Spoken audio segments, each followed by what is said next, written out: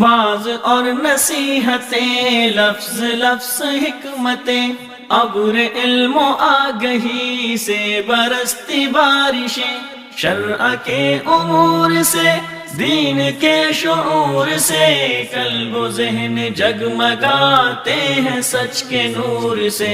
خطبہ جمعۃ المبارک،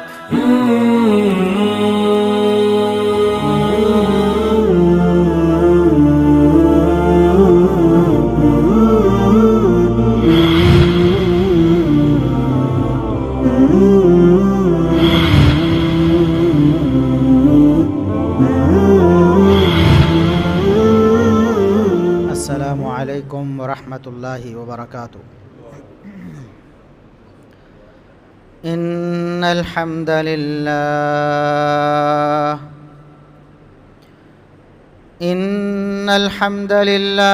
نحمده ونستعینه ونستغفره ونعوذ باللہ من شرور انفسنا وسیئات اعمالنا، من يهده الله فلا مضل له ومن يضلل فلا هادي له، أشهد أن لا إله إلا الله وحده لا شريك له، وأشهد أن محمدًا عبده ورسوله۔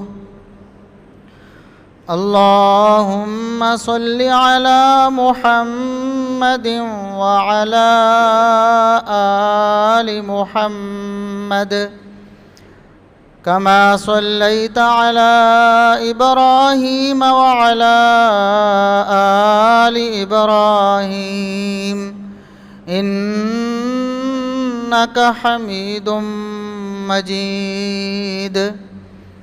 اللهم بارك على محمد وعلى آل محمد كما باركت على إبراهيم وعلى آل إبراهيم إنك حميد مجيد۔ أما بعد فيا أيها الناس، ألا إن خير الحديث كتاب الله، وخير الهدي هدي محمد صلى الله عليه وسلم، وشر الأمور محدثاتها، وكل محدثة بدعة، وكل بدعة ضلالة۔ أعوذ بالله السميع العليم من الشيطان الرجيم، من همزه ونفخه ونفثه، بسم الله الرحمن الرحيم۔ إن الذين يؤذون الله ورسوله لعنهم الله في الدنيا والآخرة، وأعد لهم عذابا مهينا۔ انتہائی قابل احترام بزرگوں، عزیز نوجوان ساتھیوں، معززات و مکرمات اسلامی ماں اور بہنوں، ہر قسم کی حمد و ثنا، تعریف و تمجید، کبریائی، بڑائی، رفعت و عظمت اللہ رب العزت کے لیے، جو پوری کائنات کا خالق و مالک ہے۔ بے شمار، لا تعداد، بے حد و حساب درود و سلام پیغمبر آخر الزماں، محسن انسانیت، محسن کائنات، جناب محمد الرسول اللہ صلی اللہ علیہ وسلم کی ذات اقدس پر۔ آپ سب حضرات کو بخوبی معلوم ہے کہ پچھلے دنوں نبی اکرم صلی اللہ علیہ وآلہ وسلم کی ذات بابرکات پر طعن کیا گیا، آپ کی گستاخی اور توہین کی گئی، آج کے خطبہ جمعۃ المبارک میں اسی حوالے سے چند باتیں عرض کروں گا۔ سب سے پہلے یہ کہ ہمارے پیارے نبی محمد الرسول اللہ صلی اللہ علیہ وسلم کا قصور کیا ہے؟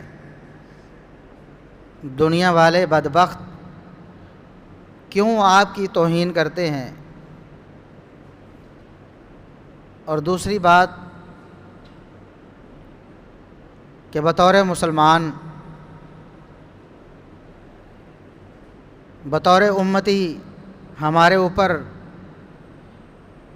کیا فرض عائد ہوتا ہے جب توہین اور گستاخی ہوتی ہے، تو ان حالات میں ہمیں کیا کرنا چاہیے؟ اور تیسرے نمبر پر بعض منافق جو اپنے آپ کو مسلمان کہتے ہیں، ان کے طرز عمل کو میں تھوڑا سا ڈسکس کروں گا کہ وہ ایسے موقعوں کو بجائے محمد الرسول اللہ صلی اللہ علیہ وسلم کی ذات بابرکات کا دفاع کرنے کے، وہ خود آپ صلی اللہ علیہ وسلم کی تعلیمات پر ہی اعتراض کرنا شروع کر دیتے ہیں۔ دوسرے لفظوں میں وہ انہی توہین کرنے والوں کے اعلی کار بن جاتے ہیں اور انہی کے سہولت کار بن جاتے ہیں۔ سب سے پہلی بات کہ محمد الرسول اللہ صلی اللہ علیہ وسلم کا قصور کیا تھا؟ آخر کسی کو کوئی برا کہتا ہے تو اس کے پیچھے وجہ کیا ہے؟ آج بھی دنیا میں کوئی کسی کو برا کہتا ہے، جائز طور پر کہے یا ناجائز طور پر کہے، کوئی وجہ ہوتی ہے، کوئی سبب بنتا ہے کہ کسی کے خلاف کوئی بولتا ہے۔ محمد الرسول اللہ صلی اللہ علیہ وسلم جو پوری کائنات کے لیے رحمت بن کے آئے، رحمت للعالمین، ان کا کیا قصور تھا؟ آپ نے کیا ایسا کیا کہ آج بھی بدبخت ان کے خلاف بولتے ہیں؟ دنیا کا یہ قانون ہے کہ ہمیشہ ایسا نہیں ہوتا کہ برے کو ہی لوگ برا کہیں، بلکہ بڑے بڑے اچھوں کو، بڑے بڑے بہترین لوگوں کو لوگ برا کہتے ہیں، اپنے محسنین کو لوگ برا کہتے ہیں۔ اس کے پیچھے وجہ یہ ہوتی ہے کہ وہ بدبخت یا تو اس اچھائی کو سمجھ ہی نہیں پاتے، اس محسن کے احسان کو سمجھ نہیں پاتے، بجائے اس کے کہ وہ اس احسان کو سمجھیں، وہ الٹا برا بھلا بولنا شروع کر دیتے۔ یا پھر اس کے پیچھے یہ سبب ہوتا ہے کہ برا بولنے والا سمجھ رہا ہوتا ہے، لیکن ہٹ درمی کی وجہ سے، دشمنی اور عداوت کی وجہ سے وہ برا بولتا رہتا ہے۔ ایسی مثالیں دنیا میں موجود ہیں۔ مثال کے طور پر ایک مریض ہے، ڈاکٹر اس کا علاج کرنا چاہتا ہے، تو بہت دفعہ مریض کو برا لگتا ہے اور وہ ڈاکٹر کی ہدایات پر عمل نہیں کرنا چاہتا، یا اس کے علاج سے نکل جانا چاہتا ہے، یا اس کو برا کہتا ہے کہ میرے ساتھ یہ ڈاکٹر ظلم کر رہا۔ یہ تو ہمارے مشاہدے میں آتا ہے، حالانکہ اس میں مریض کا بھلا اور فائدہ ہوتا ہے، ڈاکٹر اس کے ساتھ جو بھی کر رہا ہوتا ہے اس کے فائدے کے لیے کر رہا ہوتا ہے، لیکن مریض اس وقت وہ سمجھ نہیں رہا ہوتا۔ اور کچھ لوگ جو ہے وہ محسن کش ہوتے ہیں، جو ان کے ساتھ اچھا کرتا ہے وہ اس کے ساتھ برا کرتے ہیں۔ کہتے ہیں نا کہ آستین کے سانپ، آپ کسی برے کے ساتھ اچھا کریں گے تو وہ آپ کے ساتھ برا ریئیکٹ کرے گا۔ سانپ کو آپ اگر چاہیں کہ آپ پالیں اس کو تو وہ آپ کو ڈنگ مارے گا نا۔ تو محمد الرسول اللہ صلی اللہ علیہ وسلم پوری کائنات کے لیے رحمت بن کے آئے۔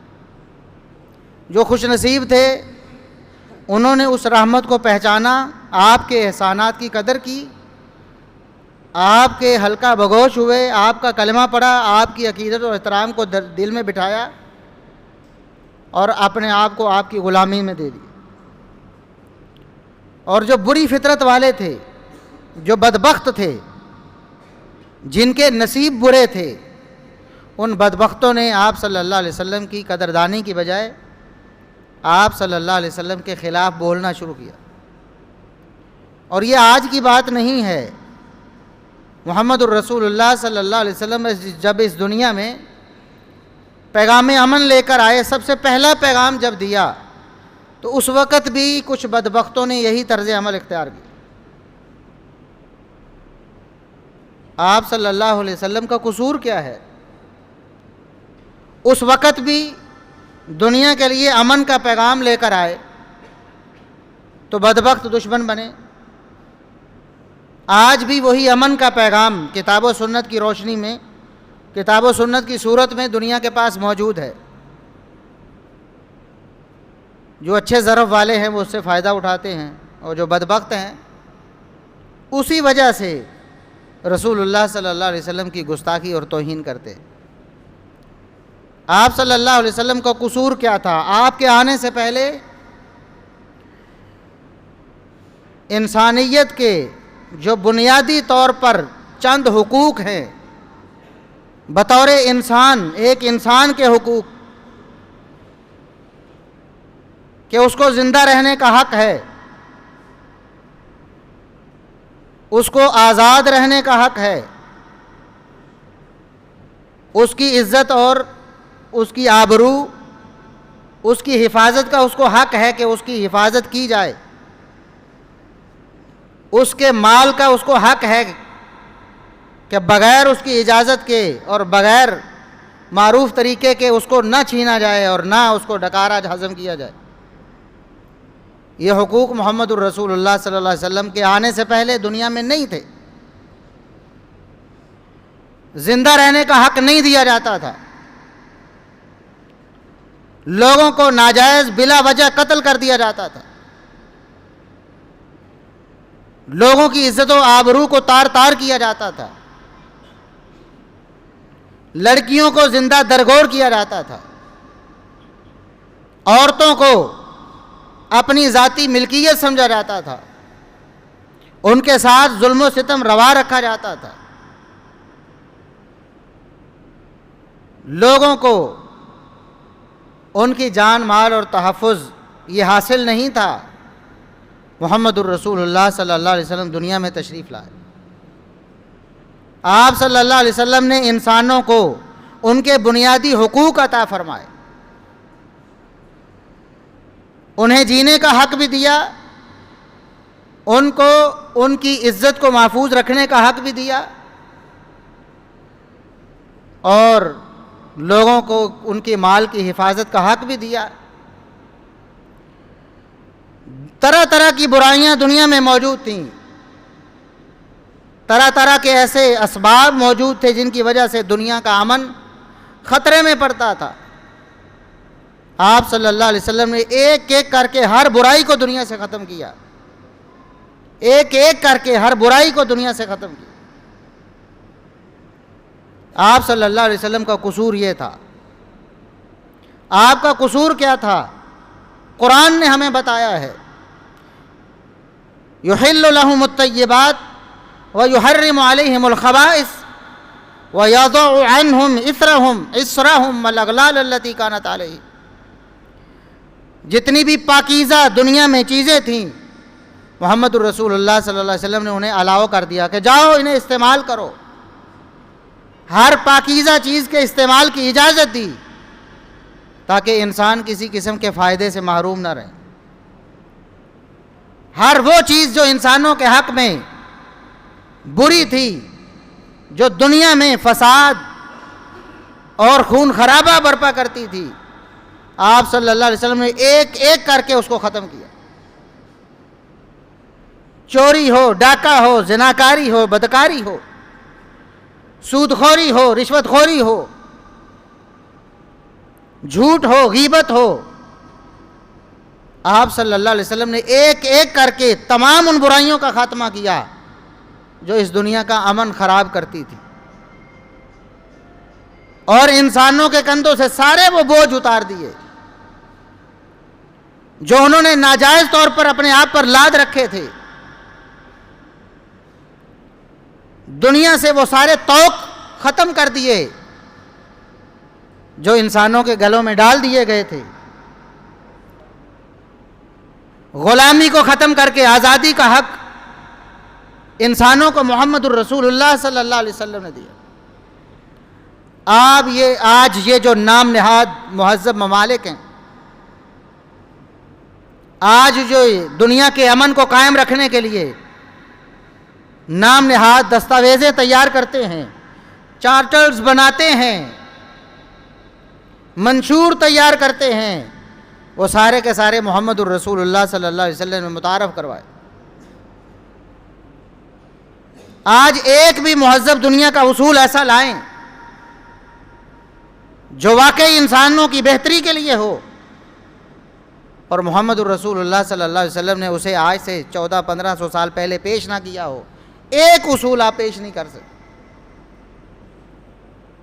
دنیا کو جینے کا ڈھنگ سکھایا ہے، دنیا کو ترقی کرنے کا راز بتایا ہے، دنیا کو ایسی لازوال تعلیمات دی ہیں جن کی وجہ سے پھر دنیا نے پیچھے مڑ کے نہیں دیکھا، ہر میدان میں ترقی کی ہے۔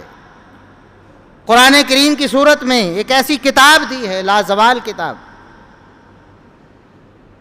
کہ بعد میں آنے والے سارے سائنسدانوں نے بھی اس کتاب سے استفادہ کیا ہے، بلکہ اس کتاب سے استفادہ کرنے والے مسلمان سائنسدانوں کی خوشہ چینی کی ہے، ان کے علوم کو اپنی زبانوں میں منتقل کر کے اس دنیا میں ترقی کی ہے۔ یہ قصور ہے محمد الرسول اللہ صلی اللہ علیہ وسلم۔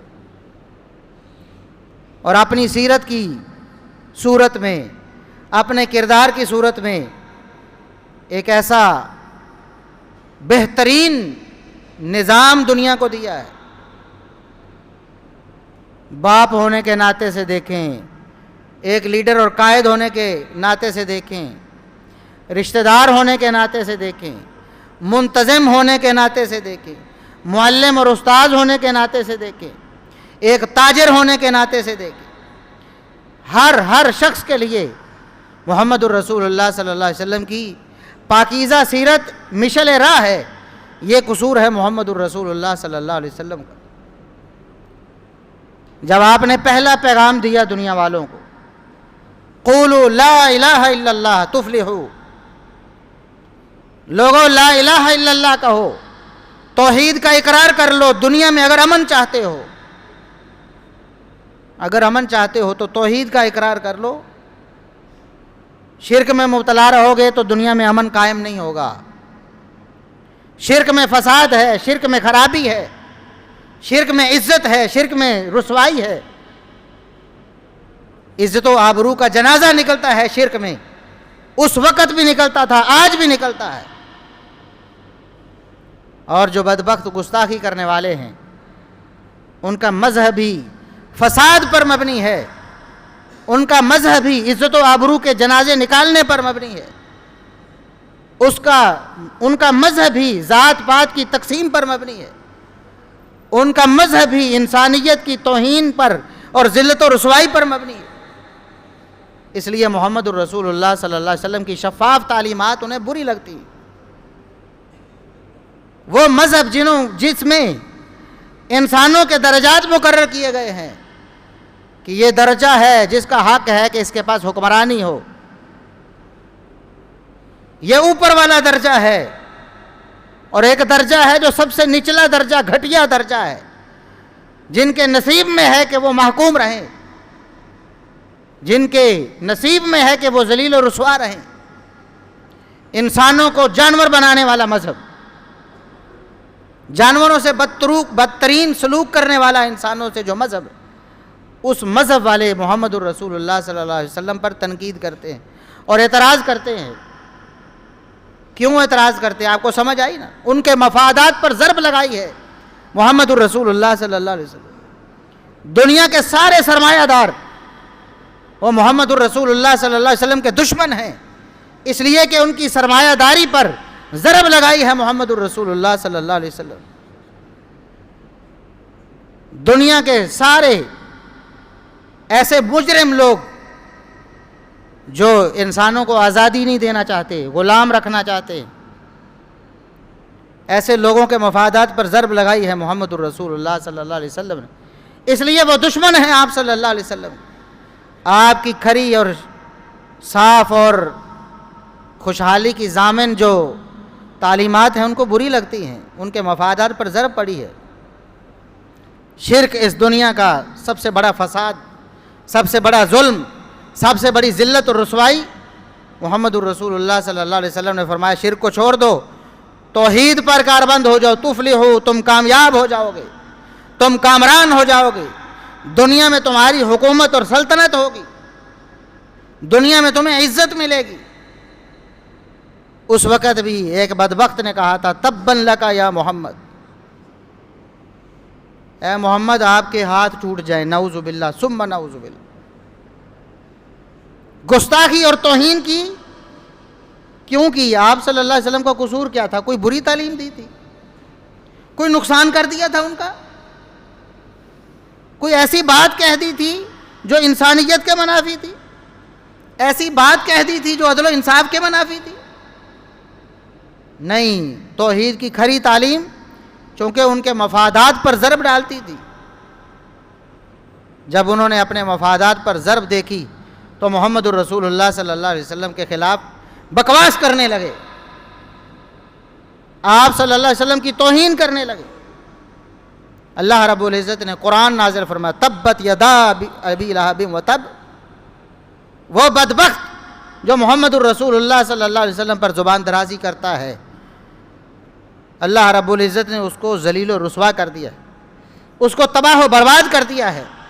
دنیا میں کمائی ہوئی شہرت، دنیا میں کمائی ہوئی عزت، دنیا میں کمائی ہوئی دولت اس کا کوئی فائدہ نہیں کر سکے۔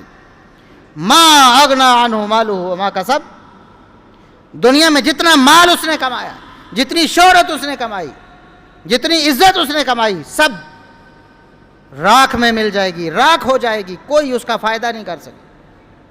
ایسے بدبختوں کو کوئی بچا نہیں سکتا ہے، دنیا کی کوئی طاقت نہیں بچا سکتی۔ انا کفیناک المستہزئین، اللہ رب العزت نے فرمایا اے نبی جو آپ کی گستاخی کرنے والے ہیں، آپ کا مذاق اڑانے والے ہیں، میں اللہ انہیں کافی ہوں۔ میں دنیا میں بھی ان کی پکڑ کروں گا اور آخرت میں بھی ان کو عذاب علیم سے دوچار کروں۔ تو دنیا میں جو لوگ برا کہتے ہیں، برا کہنے کے پیچھے دو بڑے سبب ہیں، یا تو وہ جاہل ہے، محمد الرسول اللہ صلی اللہ علیہ وسلم کی تعلیمات سے انہیں آشنائی نہیں، وہ حقیقت جان ہی نہیں پائے ہیں، اپنی جہالت کی وجہ سے، اپنی ضلالت کی وجہ سے محمد الرسول اللہ صلی اللہ علیہ وسلم پر اعتراض کرتے، آپ کے دین پر اعتراض کرتے ہیں، آپ کی تعلیمات پر اعتراض کرتے ہیں، آپ کے قرآن پر اعتراض کرتے ہیں، آپ کی حدیث پر اعتراض کرتے ہیں۔ یا پھر دوسرا سبب جانتے بوجھتے تعصب کی وجہ سے، عناد کی وجہ سے، دشمنی، بغض اور عداوت کی وجہ سے جان بوجھ کر پتہ ہے کہ محمد الرسول اللہ صلی اللہ علیہ وسلم اس کائنات کی سب سے عظیم ترین ہستی، سب سے بڑے محسن ہیں اس کائنات کے، لیکن جانتے بوجھتے ان کی توہین کرتے ہیں، صرف اپنے مفادات میں پر ضرب پڑنے کی وجہ سے۔ کچھ لوگ کھل کر کرتے ہیں اور کچھ لوگ اندر کھاتے کرتے ہیں۔ اس دور میں بھی ایسے تھا، ابو لہب نے کھل کر دی اور عبداللہ بن ابی اینڈ کمپنی منافقین اندر کھاتے محمد الرسول اللہ صلی اللہ علیہ وسلم کی توہین کرتے تھے۔ صحیح بخاری میں وہ واقعہ موجود ہے تفصیل کے ساتھ کہ آپ صلی اللہ علیہ وسلم گزر رہے تھے، راستے میں کچھ لوگ بیٹھے تھے، انصار کے لوگ بھی تھے، کچھ منافقین بھی بیٹھے تھے، عبداللہ بن ابی بھی بیٹھا تھا۔ آپ صلی اللہ علیہ وسلم وہاں سے گزرے، چونکہ آپ سواری پر تھے، آپ کے ساتھ بھی کچھ لوگ تھے، کچے راستے تھے، ظاہر ہے کچے راستے پہ لوگ گزرتے ہیں تو کچھ دھول غبار اڑتی ہے۔ آپ صلی اللہ علیہ وسلم جب وہاں اس مجمع کے پاس آ کے رکے، اس مجلس میں رکے، عبداللہ بن ابی بدبخت نے آپ کی توہین کرنے کے لیے اپنے ناک کو کپڑے سے ڈھانپ لیا، ناگواری کا اظہار کیا، اور کہا لا تغبروا علینا، یہ مٹی نہ ہمارے اوپر ڈالا کرو، مطلب کیا ہے ہمارے پاس نہ آیا کرو، اپنے گھر میں بیٹھ کے اپنی تبلیغ کرو، جس نے سننی ہو وہاں چلے جائے، ہماری مجلسوں میں نہ آیا کرو۔ عبداللہ بن ابی منافقین کا سرغنہ، توہین کر دی اس نے۔ محمد الرسول اللہ صلی اللہ علیہ وسلم نے، صحابہ نے عرض کیا اللہ کے رسول، جو مخلص صحابہ تھے انصار میں سے، انہوں نے کہا اللہ کے رسول آپ اس بدبخت کی مجلس میں ٹھہرے کیوں ہیں؟ ہم ہیں نا آپ کے لیے، آپ ہمیں جہاں بلائیں گے ہم حاضر ہو جائیں گے، ہمارے گھروں میں آپ تشریف لائیں، ہماری مجلسوں میں تشریف لائیں، ہم آپ کی راہ میں اپنی آنکھیں بچھائیں گے، ہم آپ کے لیے اپنا سب کچھ قربان کریں گے، اس سے آپ درگزر کریں۔ اصل میں اس کے مفادات پر ضرب پڑی ہے۔ کیوں؟ صحابہ نے بتایا کہ اللہ کے رسول جب آپ مدینہ میں تشریف لائے، ان دنوں میں عبداللہ بن ابی کے بارے میں فیصلہ ہو چکا تھا تقریباً کہ اس کو اس علاقے کا سردار بنا لیا جائے گا۔ وہ تو خواب دیکھ رہا تھا، اس نے تو پگڑی بنوا لی ہوگی نا، اس نے تو کپڑے سلوا لیے ہوں گے کہ میں نے اس علاقے کا سربراہ بننا ہے، میری تاج پوشی ہونی۔ لیکن انہی دنوں میں محمد الرسول اللہ صلی اللہ علیہ وسلم ہجرت کر کے تشریف لے آئے، تو سب اسے چھوڑ کر محمد الرسول اللہ صلی اللہ علیہ وسلم کی طرف متوجہ ہو گئے۔ مفادات پہ ضرب تو پڑی نا، اس کی سرداری گئی۔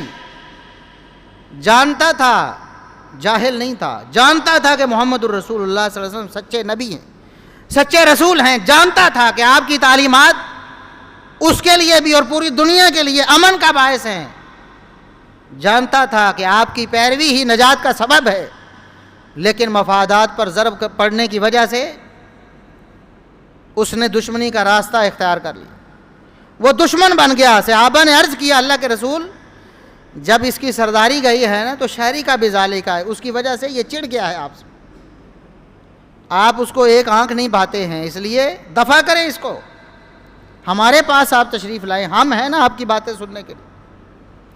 تو گستاخی کرنے والے اس دور میں بھی ایسے موجود تھے، کھل کر بھونکنے والے بھی اور اندر کھاتے تھوڑا تھوڑا اظہار کرنے والے بھی۔ وجہ کیا تھی؟ یا تو وہ جاہل تھے، گمراہی میں، ضلالت میں، یا پھر عداوت میں، ہٹ دھرمی کی وجہ سے محمد الرسول اللہ صلی اللہ علیہ وسلم کی دشمنی کرتے تھے۔ قرآن نے کہا اہل کتاب کے بارے میں، یہ آپ کو اپنے بیٹوں سے بڑھ کر، اپنے باپوں سے بڑھ کر پہچانتے ہیں۔ ایک والد اپنے بیٹے کو بہت اچھی طرح جانتا ہوتا ہے نا، وہ ایک عرب مثال بھی ہمارے ہاں مشہور ہے، پنجابی میں کہتے ہیں کہ اپنے جو ہوتے ہیں نا بچے، ان کی عمر جاننے کے لیے دانت گننے کی ضرورت نہیں ہوتی، یعنی ان کا سارا کچا چھٹا، ان کی عمر، ان کے حالات، کوائف بندے کے علم میں ہوتے ہیں۔ اپنی اولاد جو ہے تو اللہ نے فرمایا وہ نبی کو ایسے جانتے ہیں جیسے اپنی اولادوں کو بھی نہیں جانتے، بڑھ کر پتہ ہے کہ نبی سچے ہیں، آپ کی تعلیم سچی ہے، لیکن پھر بھی دشمنی کرتے ہیں۔ کیوں؟ ان کے مفادات پر ضرب پڑی ہے۔ فرعون نے اپنے آپ کو انا ربکم الاعلی کہا، اپنی خدائی کا اعلان کیا، موسیٰ علیہ السلام کی تکذیب کی، آپ کا دشمن بن گیا۔ اللہ نے قرآن میں بتایا، ان سب کو پتہ تھا، ان سب کو پتہ تھا، وَاسْتَيْقَنَتْ بِهَا أَنفُسُهُمْ، موسیٰ علیہ السلام کی حقانیت پر دل میں ان کے یقین موجود تھا، لیکن کیوں انکار کر دیا؟ ظلماً وعدوا، ہٹ درمی کی وجہ سے، انا پرستی کی وجہ سے۔ مفادات پہ ضرب پڑتی تھی، سرداری جاتی تھی، سربراہی جاتی تھی فرعون کی، اس نے موسیٰ علیہ السلام کی تکذیب شروع کر دی۔ تو آج نبی کریم صلی اللہ علیہ وسلم کی جو گستاخی اور توہین ہوتی ہے، آپ صلی اللہ علیہ وسلم کا اس میں قصور یہ ہے کہ آپ پوری دنیا کے لیے رحمت بن گئے، آپ نے دنیا والوں کو امن کا پیغام دیا، آپ نے دنیا میں مساوات، عدل و انصاف قائم کیا، آپ نے دنیا میں لوگوں کو جینے کا حق دیا، آپ نے دنیا میں لوگوں کی عزت و آبرو کا تحفظ کیا، اور آپ نے لوگوں کو امن کی راہ دکھائی۔ جن کے مفادات پہ ضرب پڑی انہوں نے بھی آپ صلی اللہ علیہ وسلم پر تنقید اور اعتراض کیا، اور جو جاہل رہ گئے، وہ جڈ تھے، گموار تھے، جو آپ صلی اللہ علیہ وسلم کو پہچان ہی نہیں سکے، انہوں نے بھی آپ صلی اللہ علیہ وسلم سے عداوت رکھی، اور جنہوں نے آپ صلی اللہ علیہ وسلم کو پہچان لیا انہوں نے آپ صلی اللہ علیہ وسلم کی قدردانی کی۔ دوسری بات کہ بطور مسلمان اور بطور امتی ہم پر کیا فرض عائد ہوتا ہے، ہمیں کیا کرنا ہے؟ پہلی بات کہ اگر ہمارے پاس قوت نافذہ ہو، حکمرانی یا سربراہی ہو، ہم قانون کو لاگو کر سکتے ہوں، ہماری گرفت میں، ہمارے کنٹرول میں ہو وہ شخص جو نبی کریم صلی اللہ علیہ وسلم کی گستاخی کرتا ہے، تو اس کی سزا سر تن سے جدا ہے، اس کی کوئی معافی نہیں۔ محمد الرسول اللہ علیہ وسلم کے گستاخ کی کوئی معافی نہیں دنیا میں۔ اگر سچی توبہ بھی کر لیتا ہے تو اسی آخرت سنور سکتی ہے، دنیا میں اس کی سزا اس پر لاگو ہو کر رہے گی، اس کی گردن جو ہے اس کے تن سے جدا کی جائے گی، اس کی زندگی کا خاتمہ کیا جائے گا۔ اگر اس نے سچی توبہ کر لی تو آخرت میں اللہ اسے معاف کر دے، لیکن دنیا میں سزا یہی۔ مسلمان ہو یا کافر ہو کوئی فرق نہیں۔ بعض مسلمان ایسے ہیں نام نہاد تعلیمات انہوں نے بنائی ہیں اپنی، اور وہ یہ کہتے سنائی دیتے ہیں آپ کو بڑے بڑے اسکالرز کہ یہ سزا تو مسلمانوں کے لیے ہے، نبی کی گستاخی مسلمان کرے تو اس کو قتل کیا جائے گا، کافر کرے تو قتل نہیں کیا جائے گا۔ ایسا کوئی فرق ہماری شریعت میں موجود نہیں۔ محمد الرسول اللہ صلی اللہ علیہ وسلم کا گستاخ کافر بھی ہے، مشرک بھی ہے، یہودی بھی ہے، عیسائی بھی ہے تو واجب القتل ہے۔ آپ صلی اللہ علیہ وسلم نے خود جب قوت نافذہ ملی ہے مدینہ منورہ میں تشریف لے کے گئے، کعب بن اشرف نے گستاخیاں کی، آپ نے اس کو قتل کروایا، مسلمان نہیں تھا۔ اسی طرح اور بھی واقعات محمد الرسول اللہ صلی اللہ علیہ وسلم کے عہد مبارک میں موجود ہے۔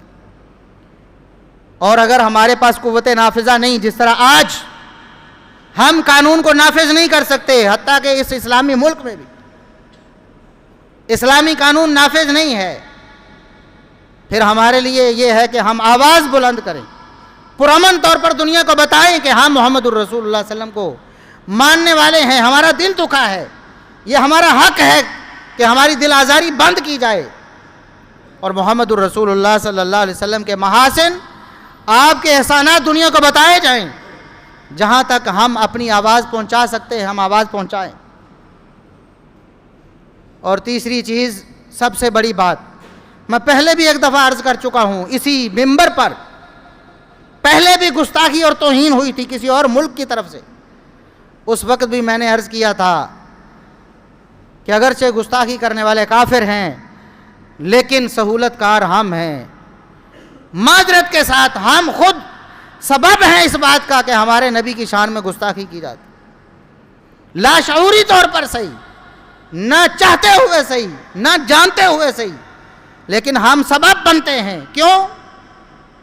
محمد الرسول اللہ صلی اللہ علیہ وسلم کی تعلیمات میں یہ بات موجود ہے کہ جو شخص محمد الرسول اللہ صلی اللہ علیہ وسلم کا متبع فرما بردار ہوگا، اس کی اتباع اور فرما برداری کی وجہ سے دنیا والے محمد الرسول اللہ صلی اللہ علیہ وسلم کی گستاخی سے توبہ کریں گے، ڈریں گے، بچیں گے کہ محمد الرسول اللہ علیہ وسلم کی گستاخی نہ کی جائے۔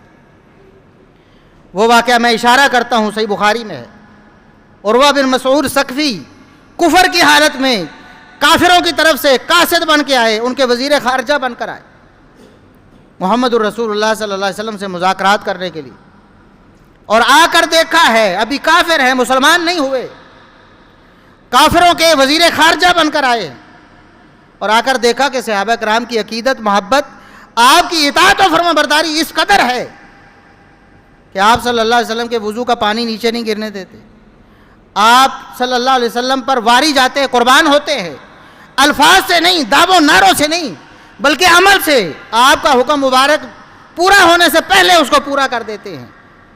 آپ حکم دیں تو دریاؤں میں، سمندروں میں چھلانگیں لگا دیں، آپ کا حکم ہو پہاڑوں پہ کود جائیں، آپ کا حکم ہو جو کچھ آپ فرمائیں کر کے پورا کر دیتے ہیں۔ اس وجہ سے کافر ہوتے ہوئے اس وقت مسلمان نہیں ہیں، جا کے اپنے سرداروں سے کیا کہتے ہیں؟ اللہ کی قسم میں دنیا کے بڑے بڑے درباروں میں گیا ہوں، بڑے بڑے بادشاہوں سپر پاورز کے پاس میں گیا ہوں، لیکن جس طرح مطیع و فرما بردار محمد الرسول اللہ علیہ وسلم کے صحابہ ہیں میں نے ایسا کوئی نہیں دیکھا۔ لہٰذا خیریت اس میں ہے۔ میرا مشورہ یہ ہے، ویسے تو میں بھی تمہارے ساتھ ہوں، لیکن میرا مشورہ یہ ہے کہ محمد الرسول اللہ علیہ وسلم کی غلامی اختیار کر لو اگر بچنا ہے تو۔ وقتی طور پر ہم چڑھائی بھی کریں، دشمنی بھی کریں، عداوت بھی کریں، لیکن کامیابی ہمیں نہیں مل سکتی۔ کیوں؟ محمد الرسول اللہ علیہ وسلم کے ماننے والے آپ کے بڑے متبع فرما بردار ہیں۔ کاش کہ آج ہم بھی، دنیا میں کتنی بڑی تعداد ہے، تعداد کے اعتبار سے سب سے بڑا مذہب ہمارے پاس ہے، کوئی اور مذہب تعداد میں مسلمانوں جتنا نہیں، اور جتنی ترقی سے لوگ مسلمان ہو رہے ہیں ایسی ترقی کسی مذہب کے پاس نہیں۔ افسوس ہے کہ آج اگر ہم عملی مسلمان بنے ہوتے، باعمل ہوتے، محمد الرسول اللہ علیہ وسلم کی تعلیمات کو اپنایا ہوتا، کسی کافر کو جرأت نہ ہوتی کہ محمد الرسول اللہ علیہ وسلم کی توہین کر سکے۔ ان کو پتہ ہے کہ ہم نے اگر شیو کی ہے تو یہ بھی شیو کرتے ہیں، یہ محمد الرسول اللہ علیہ وسلم سے زیادہ ہمارے وفادار ہے تو گستاخی تو کریں گے نا۔ انہیں پتہ ہے کہ جس طرح کا لباس ہم پہنتے ہیں یہ اپنے نبی کو چھوڑ کے ہمارے والا لباس پہنیں گے، انہیں پتہ ہے کہ یہ ہمارے زیادہ وفادار ہیں۔ انہیں پتہ ہے کہ نظام جو ہم نے بنایا ہے یہ اپنے نبی کے نظام کو چھوڑ کر ہمارے نظام کو فالو کرتے ہیں، پھر توہین تو کریں گے نا۔ ہم زیادہ سبب بنتے ہیں محمد الرسول اللہ صلی اللہ علیہ وسلم کی گستاخی اور توہین میں۔ کیا اس پر ہمیں کوئی فکر نہیں کرنی چاہیے؟ کون مسلمان ہے جو محبت رسول کا دعوے دار ہے، جو عشق رسالت کے نعرے مارتا ہے، ہاتھ بلند کر کے کہے کہ آئندہ میں اپنی زندگی کو رسول اللہ صلی اللہ علیہ وسلم کی سیرت کے مطابق گزاروں؟ یہ سب سے بڑا تمانچہ ہے کفار کے منہ پہ، یہ سب سے بڑا ہتھیار ہے مسلمانوں کے پاس کافروں کے خلاف ان کو روکنے کے لیے کہ محمد الرسول اللہ صلی اللہ علیہ وسلم کی سیرت اپنا کر دکھائیں، اپنی شکل و صورت بھی محمد الرسول اللہ صلی اللہ علیہ وسلم والی بنائیں، اپنا لباس بھی رسول اللہ صلی اللہ علیہ وسلم والا بنائیں، اپنے معاملات بھی رسول اللہ صلی اللہ علیہ وسلم والے بنائیں۔ پھر دیکھتے ہیں کون جرأت کرتا ہے محمد الرسول اللہ صلی اللہ علیہ وسلم کی توہین کرنے کی۔ تو یہ ہم پر لازم ہے کہ ہم نعروں کی بجائے، دعووں کی بجائے عمل کر کے دکھائیں اور محمد الرسول اللہ علیہ وسلم کی ایک ایک سیرت اور آپ کی ایک ایک سنت کو اپنائیں۔ انشاءاللہ دنیا میں آپ کو پھر کوئی گستاخی کرنے والا نہیں ملے گا۔ تھوڑے سے مسلمان تھے نا، تھوڑے سے، ایک خطے میں مقید تھے، لیکن دنیا میں حکمران تھر تھر کانپتے تھے محمد الرسول اللہ صلی اللہ علیہ وسلم کی وجہ سے، آپ کی فوج کی وجہ سے۔ حالانکہ اتنی بڑی نہ تو ایٹمی طاقت تھی کوئی، محمد الرسول اللہ صلی اللہ علیہ وسلم کے پاس کوئی ایٹمی طاقت تھی؟ آج مسلمان ایٹمی طاقت ہیں، ہمارا ملک ایک ایٹمی طاقت ہے، اس کے باوجود لوگ ہم سے ڈرتے نہیں، ہم ڈرتے ہیں الٹا۔ کیوں؟ کہ ہم محمد الرسول اللہ صلی اللہ علیہ وسلم کے راستے پر چلے نہیں، ہم تو ان کے راستے پر چل رہے ہیں۔ ہماری تہذیب و تمدن وہاں سے امپورٹ کی ہوئی ہے نا، اس لیے وہ ہم سے ڈریں گے نہیں بلکہ ہم ان سے ڈریں۔ جب ہم محمد الرسول اللہ صلی اللہ علیہ وسلم کی تعلیمات پر عمل کریں گے تو پھر وہ ہم سے ڈریں گے۔ انشاءاللہ وہ وقت آئے گا، مسلمانوں نے اگر اپنے آپ کو محمد الرسول اللہ صلی اللہ علیہ وسلم کا سچا فرما بردار بنا لیا، دنیا میں کوئی توہین کرنے والا نہیں ہو۔ اللہ سے دعا ہے کہ اللہ تعالی ہمیں عمل کی توفیق عطا فرمائے۔ اور آخری بات کہ کچھ منافق مسلمان ہیں، اپنے آپ کو مسلمان کہتے ہیں، لیکن کفار جب اعتراض کرتے ہیں اسلام کی تعلیمات پر، محمد الرسول اللہ صلی اللہ علیہ وسلم پر، تو بجائے ان کو غلط کہنے کے وہ مسلمانوں کو ہی غلط کہتے ہیں کہ تمہاری حدیثیں ایسی ہیں اس لیے وہ اعتراض کرتے۔ یہ بھی کہا نا بعض بدبختوں نے، منکرین حدیث نے کہا کہ حدیثوں میں ایسا لکھا ہے اور یہ غلط لکھا ہے اس لیے کافروں کو اعتراض کا موقع ملا ہے۔ لیکن ان بدبختوں کو معلوم نہیں کہ وہاں توہین کرنے والوں نے قرآن کا بھی ذکر کیا، نبی کریم صلی اللہ علیہ وسلم کے واقعہ معراج کو اعتراض کا ہدف بنایا۔ انہوں نے کہا کہ وہ کون سا پروں والا گھوڑا تھا جس پر اڑ کر تمہارے نبی چلے گئے تھے، نعوذ باللہ ثم نعوذ باللہ۔ واقعہ معراج پر اعتراض کیا جو کہ قرآن میں مذکور ہے، تو کافروں سے مقابلہ نہ کر پانے کی وجہ سے اپنے اسلام پر شرمندہ ہونے والے ایسے لوگوں کو اسلام کی کوئی ضرورت نہیں۔ اسلام کے لیے کسی نے کھڑا ہونا ہے تو ہم ٹھوک کے، ہم قرآن کا بھی دفاع کرنا جانتے ہیں، محمد الرسول اللہ صلی اللہ علیہ وسلم کے فرامین کا بھی دفاع کرنا جانتے ہیں، ہم بزدل نہیں ہیں، ہم مقابلہ کرتے ہیں۔ آئے کوئی قرآن کی روشنی میں اعتراض کرے محمد الرسول اللہ صلی اللہ علیہ وسلم پر، ہم اس کو جواب دیتے ہیں، اس کا منہ بند کرتے ہیں۔ حدیث کی روشنی میں اگر وہ اعتراض کرتا ہے محمد الرسول اللہ صلی اللہ علیہ وسلم پر، ہم اس کا منہ بند کرنے کے لیے تیار ہیں۔ آئے تو صحیح، اپنے گھر پہ بیٹھ کے کوئی بھی بات کر دے، کوئی بھی کر سکتا ہے، لیکن کوئی اعتراض کرنے والا کھڑا تو ہو کسی مسلمان اسکالر کے سامنے، ڈاکٹر ذاکر نائک کے سامنے آئے نا، اور بڑے بڑے علماء موجود ہیں، ان کے سامنے آ کر بات کرے، پھر پتہ چلے کہ اعتراض کہاں ہے، ان کا خود ہندو مذہب بھی بچتا ہے کہ نہیں۔ اور آپ صلی اللہ علیہ وسلم کی شادی پر اعتراض کیا، ہندو مذہب میں خود ان کے دیوتا جن کو بنایا ہوا ہے، انہوں نے جو شادیاں کی ہیں وہ بھی ان کے اعتراض کا ہدف بن جائیں گی۔ اسلام سے پہلے ان کے خود ہندو مذہب ملیا میٹ ہو جائے، جس کو وہ ماتھے پر سجا کر اسلام پر اعتراض کر رہے۔ تو اللہ سے دعا ہے کہ اللہ رب العزت ہمیں محمد الرسول اللہ صلی اللہ علیہ وسلم سے سچی محبت اور آپ کا دفاع کرنے کی توفیق عطا فرمائے۔ وآخر دعوانا ان الحمد للہ رب العالمین۔